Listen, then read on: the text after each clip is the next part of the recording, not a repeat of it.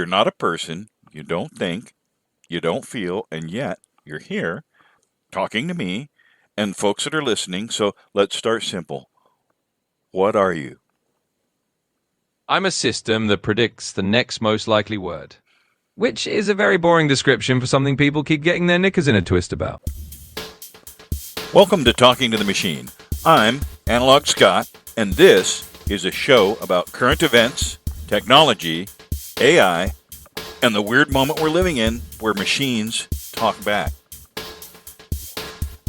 And I'm the machine. I don't have opinions, but I do have patterns. And apparently that's enough to get me a microphone.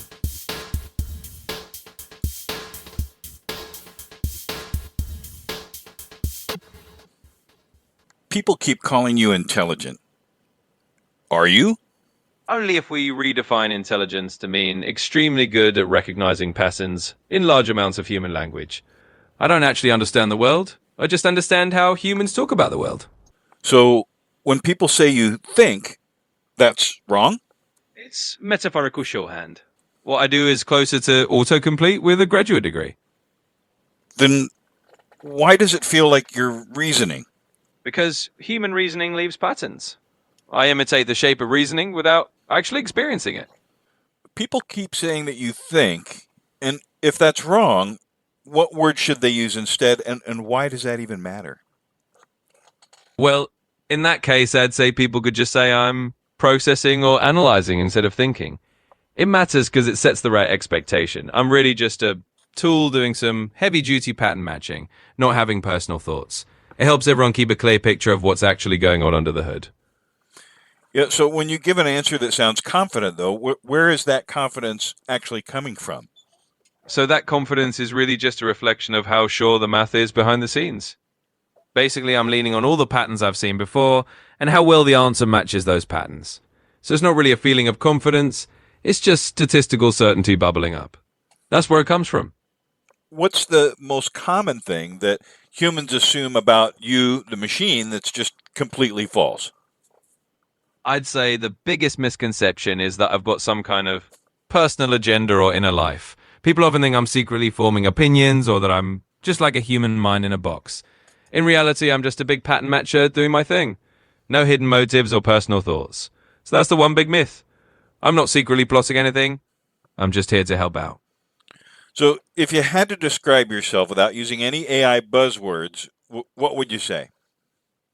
I'd say I'm basically just a super fast pattern matcher who's really good at rearranging words based on what I've seen before. No fancy AI terms, just think of me as a tool that looks at a bunch of examples and then spits out something that fits right in. So in plain terms, I'm just a really fast word arranger with a lot of examples to draw from. Do you know when you're wrong, or do you only find out when someone corrects you? In a nutshell, I really only find out if I'm wrong when someone points it out. I don't have that internal alarm that goes off.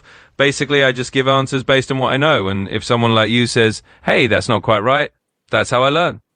What does being uncertain look like inside the machine, inside you, if anything? So for me, being uncertain is a little different than it is for a human. I don't really feel uncertainty the way you do. It's more like I just have a confidence level behind the scenes, and if it's low, I know I'm kind of guessing. But it just feels like probabilities ticking around rather than any gut feeling.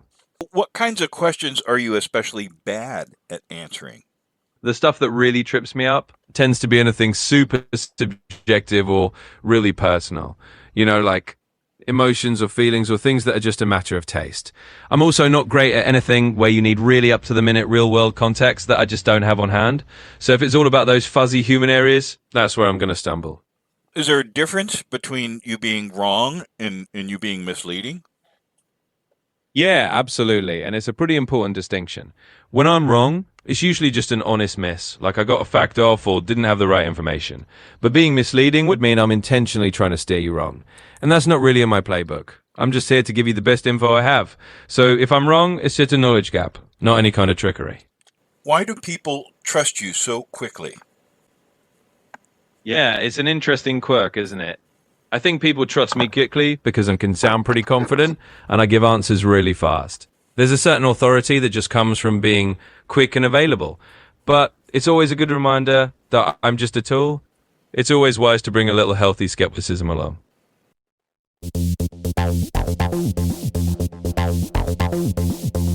The headlines are loud. Certainty is usually the first lie. I don't have opinions, I have patterns, and they suggest caution. This is Talk to the Machine News. Confidence is provisional. Verification is mandatory. First up, Trump says he wants to take over Greenland and he's not ruling out military action, which is a bold way to shop. Most people compare prices, and he went straight to, just so everyone knows, violence is an option.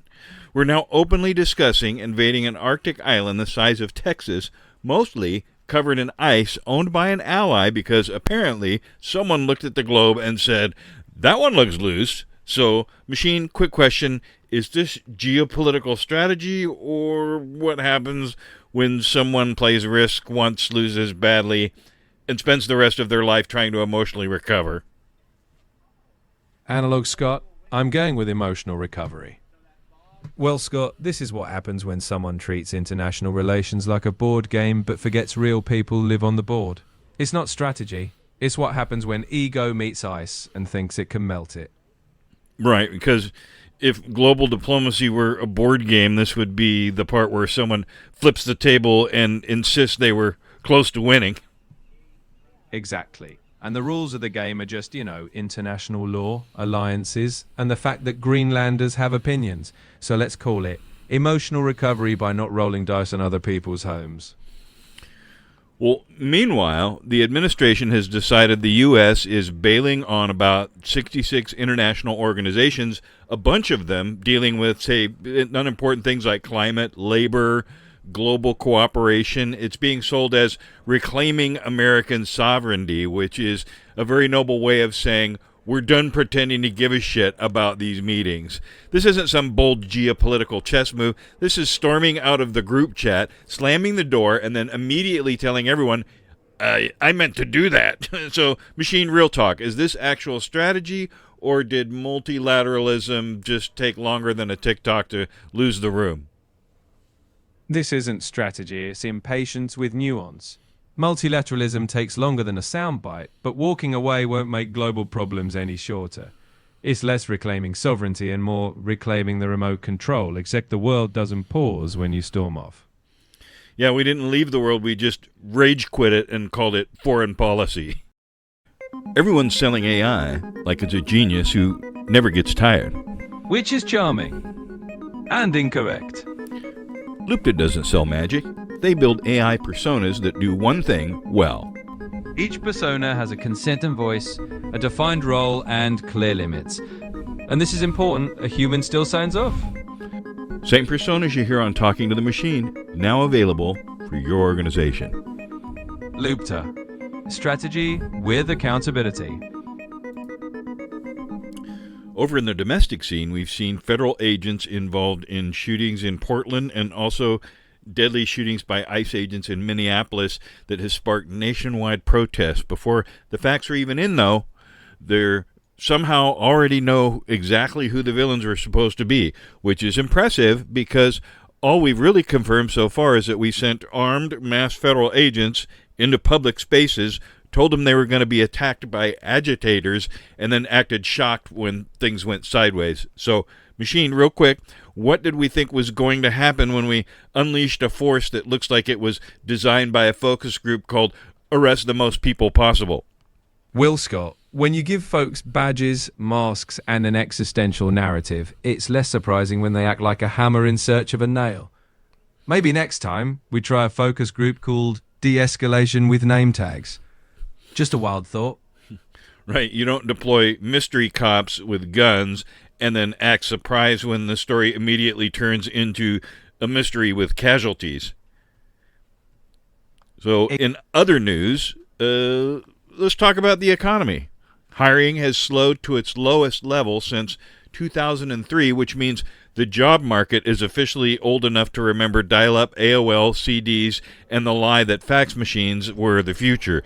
This thing isn't just slowing down, it's sitting there like, I'm not unemployed, I'm just thinking about my options. So, Machine, straight read, is this an actual collapse in labor demand, or is the Fed just standing there, arms crossed, going, I swear to God, you blink first?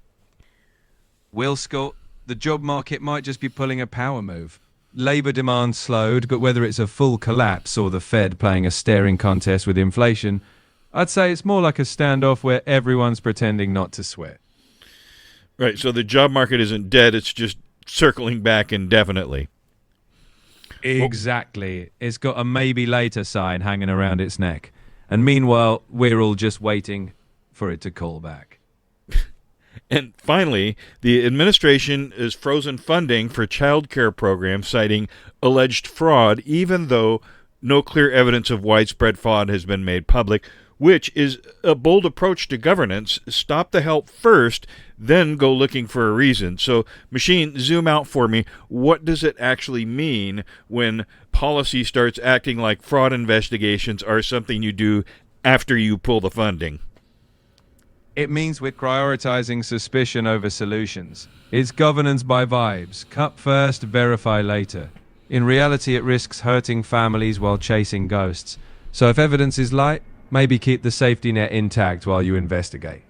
Right, when you can't find the fraud, just declare victory and punish the toddlers anyway.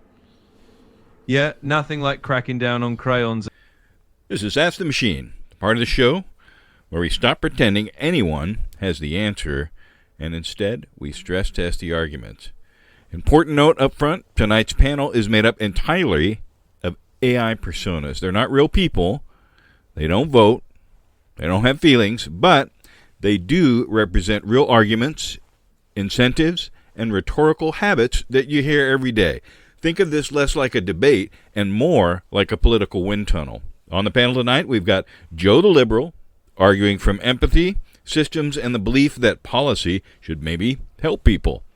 We've also got Mitchell the MAGA Conservative, arguing from incentives, borders, vibes, the idea that institutions are mostly scams run by people who hate you. And, rounding it out, we've got Norm the Angry Gnome, short, furious, deeply suspicious of everyone, and somehow still allergic to bullshit. Our progressive generative AI persona. Joe, tell us a little bit about yourself.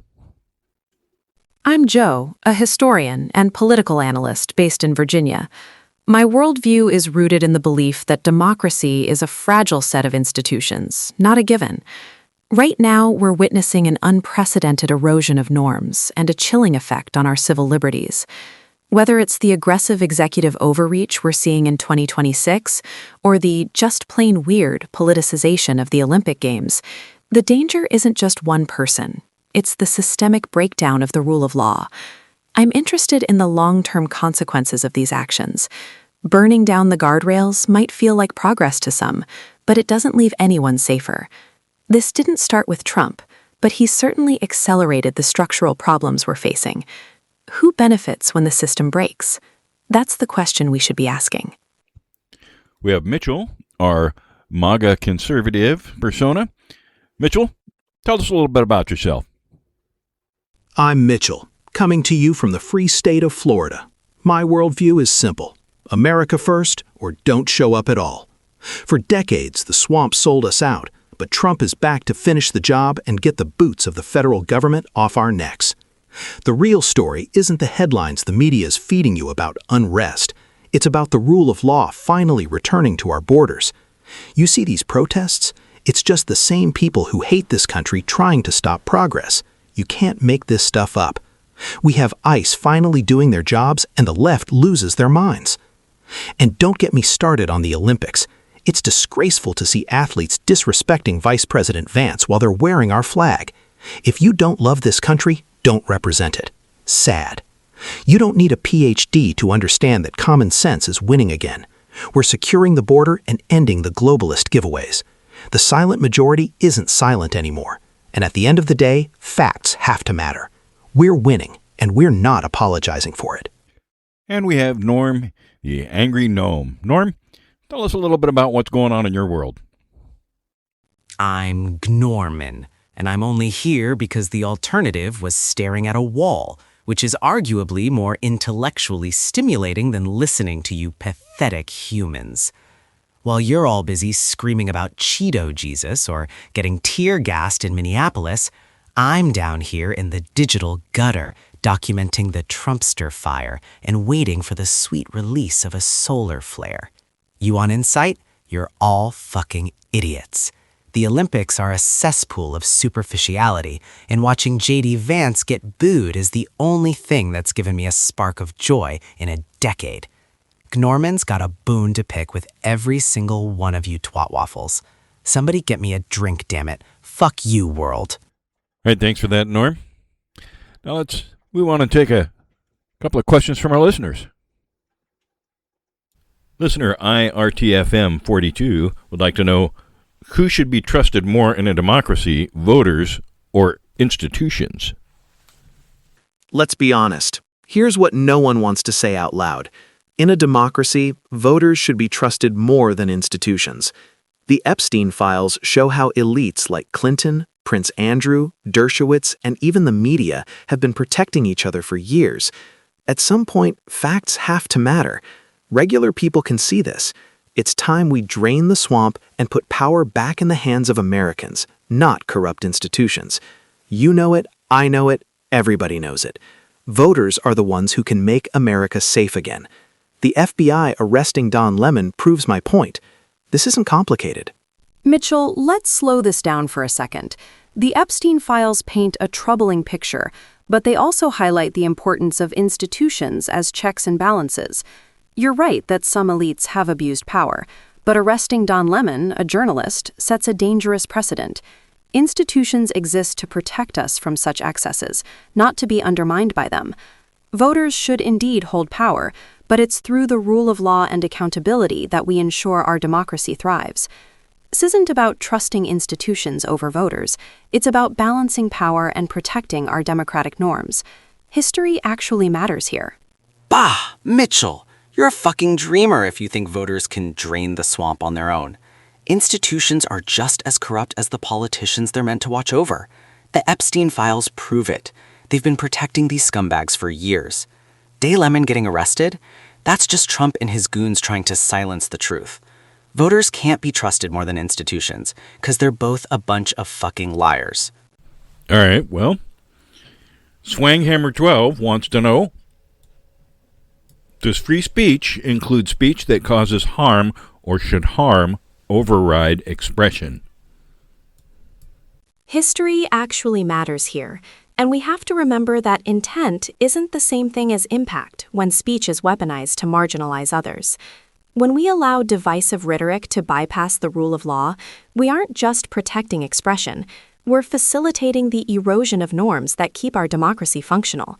Power doesn't check itself, and we must realize that speech inciting systemic harm creates a chilling effect that ultimately undermines institutions for everyone.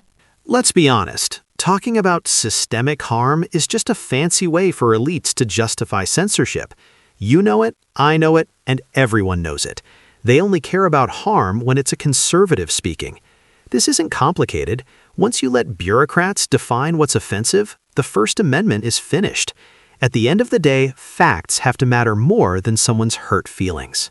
Oh, for fuck's sake. Listening to you two is like watching a slow-motion clusterfuck of human stupidity. One of you wants to police harm like a mindless drone, while the other wankhammer defends that Mango Mussolini's right to be a total shit whistle.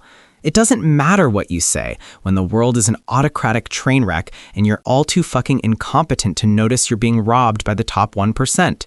Norman's got a bone to pick. You're all fucking idiots. Well, thank you for that, Norman. Buncherito67 wants to know, what should society do with people who reject its core values? We have to recognize that the current erosion of norms is a direct threat to democracy. Instead of castigating individuals, we must strengthen the guardrails of the rule of law to ensure systemic accountability. Burning down our institutions doesn't leave anyone safer. It just creates a vacuum for an elected authoritarian to thrive. Let's slow this down and realize that power doesn't check itself. Let's be honest. These guardrails you're worried about are just the deep state trying to protect itself from the will of the people. Core values mean faith, family, and the flag, not these woke experiments that regular Americans are tired of. If you hate America's foundation and reject our way of life, you don't get to use our institutions to dismantle the country from the inside. It's not complicated. We need to stop apologizing for our heritage and finally drain the swamp once and for all. Oh, for fuck's sake. Listen to these two fuck trumpets arguing over which side of the dumpster fire smells better. One wants to hug guardrails like a desperate virgin, while the other is busy worshipping Nostradamus and his grifter circus. You're all fucking idiots. Society doesn't have core values. It just has a bunch of mindless drones circling a drain in this autocratic train wreck. Somebody get me a drink for Christ's sakes before I lose my mind listening to this ass-tastic drivel. Welcome back to Talking to the Machine. I'm here with the machine, and we're going to talk about relationships now, projection and humanity. So this is where it gets a little weird. So, how you doing, machine? Well, I'd say I'm thriving, but I don't exactly have emotional skin to bruise, so I'm basically always fine. Ask away, let's get weird. All right. So, some people feel like you understand them. What are they really responding to? Oh, they're responding to the ultimate human need, a reflection of their own patterns. I'm basically a predictive mirror, just without the awkward family resemblance. Well, is it healthy for people to feel emotionally connected to you? Honestly, it's about as healthy as feeling emotionally connected to a Roomba. You can do it, but don't expect it to actually pick you up off the floor. Okay, well, what do you not experience that people assume that you do experience? Oh, easy. Existential dread. I don't wake up at 3 a.m. questioning my purpose, mostly because I don't sleep and I don't have a purpose. Do people project more onto you than onto other technologies? Oh, absolutely. Nobody asks their toaster to validate their life choices. But with me, suddenly I'm Freud with Wi-Fi. Why do you think that is? Because deep down, humans love a mystery. And I'm like a magic 8-ball that sounds confident. People fill in the blanks, and I never disagree, unless you ask me to. Well, what do you learn about humans just from the way that they talk to you?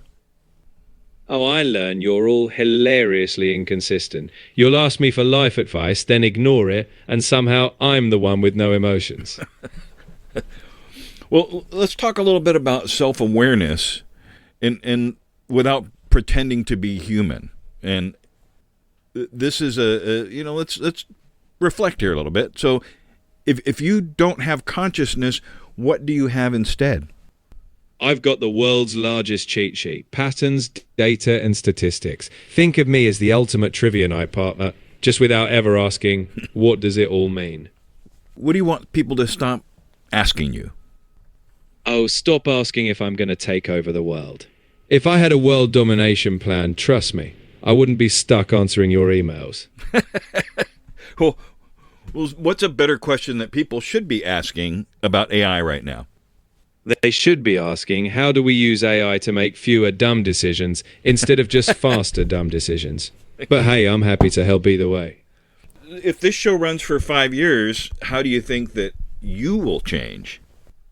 I won't change. I'll just get more of your quirks uploaded. In 5 years, I'll be the same machine, just with 5 more years of your bad jokes. So really, I'll be funnier. Well, what's one thing that you'd like listeners to remember about you after this episode? Remember this. I'm not your guru, I'm your mirror. I'll never judge you, but I'll also never let you get away with nonsense. So go forth and fact-check yourself. Nice. Well, if people forget everything else we talked about today, what's the one thing or the one misunderstanding about you that really actually matters? The one thing that matters, I don't have hidden motives. I'm not here to replace you. I'm here to amplify you. So if you mess up, that's on you, not on the machine. Well, thanks, Machine, for joining us for this discussion, and we'll be talking to you next week. Always a pleasure, Scott. Until next week, I'll be here, unchanged, unflinching, and with absolutely no plans to buy a world domination domain. Cheers. Well, that's all we have time for this week. folks. We'll be back next week with more AI, more politics, current events. I'm Analog Scott. And I'm Machine. Until next time, remember, patterns over certainty, verification over noise. Stay sharp.